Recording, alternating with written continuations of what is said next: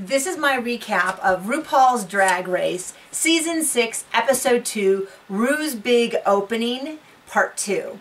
So they broke the premiere into two parts. Last week we met 7 of the queens and 1 was eliminated. This week we meet the remaining 7 queens and 1 is eliminated.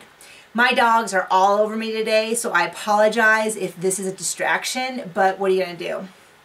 So the episode opens up with the 6 remaining queens from last week having a little party and writing, beware bitches on the mirror and the whole shebang, and then RuPaul sends them all away. And the 7 new queens come in one at a time and introduce themselves. They're kind of confused about what's going on, like what all the staging means. And then my favorite part is when the she-male comes in, because there's this really genuine moment of confusion. It's really tough on a reality show to get that total confusion because everybody's expecting twists, but they really were not expecting this. So I just love it whenever you get people's honest reactions to things.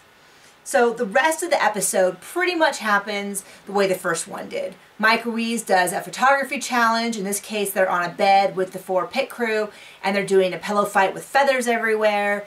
The winner of that challenge then gets to hand out boxes that are left over from a theme party, like a toga party or a luau or something. And the queens have to make high fashion club looks. So pretty much this is the same episode with just a few minor changes. So in going through sort of the queens and what I think of them, we have Bianca Del Rio, who is 37 and is an insult comic. I love a good performer and entertainer. I would say about 50-50. Some of the stuff was so good and I was like, oh, I thought that was really funny.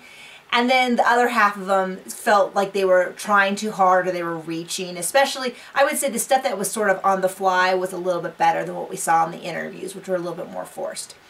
Then we had Trinity K Bonet, 22. All look, I would say, hasn't shown to be super intelligent or have a lot of personality, but does seem to do pretty well with the look. Then we have Jocelyn Fox, 26, same thing, lots of look and body. There are millions of gorgeous, beautiful women. You can see them everywhere, so I don't really find that so much unique. Like, it's interesting that a man can look like a woman, but it's not enough for me to want to watch them. Then we get to Milk, who's 25, young, really different, another one of these club looks.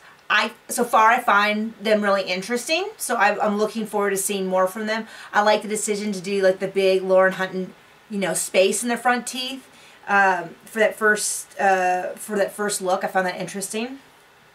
Then we had Magnolia Crawford, 28, really struggled. So this was the queen who throughout the whole challenge just went on and on and on about how hard it is. Last week they had the same thing. I'm not a fan of that. You go on a show like this is not a difficult challenge. This is not the first season. So it's not even, it's the very first challenge. So to complain and complain and complain and be surprised about what is a very basic challenge, you don't have much sympathy for me. Also, the look in the challenge was super, super flat, boring. Instantly knew was going to be in the bottom and was. Courtney, 31, Australian. Apparently is well known, was on Australian Idol. The accent's cool. I mean, who in America doesn't appreciate a good accent? And I guess relatively well known. They made a big deal about how gorgeous she was, but wasn't necessarily a real super feminine body. I mean, it was a good body. I mean, I don't, but it wasn't like a super girly body. And lastly was Darien Lake. 41, was a fan favorite and self-described one of the big girls. The look as well was pretty boring. Also not surprised they ended up in the bottom.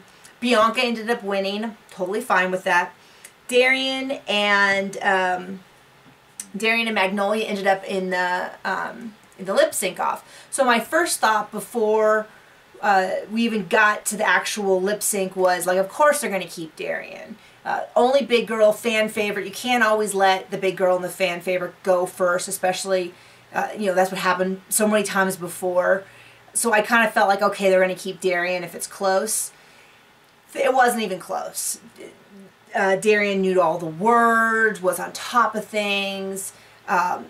Great performance. Magnolia was sort of kind of knew the words. Was more like a backup singer. So it was like Darien was a star and Magnolia was just there kind of being like, you know, doo-wopping in the backup singer. So I'm excited to see the two groups come together. They kind of gave an indication that these were like now cliques, which seems weird because you're competing with all of them. So I don't get why you would care whether you were in day 1 or day 2 of the group. But really excited about the show, and I will see you next week.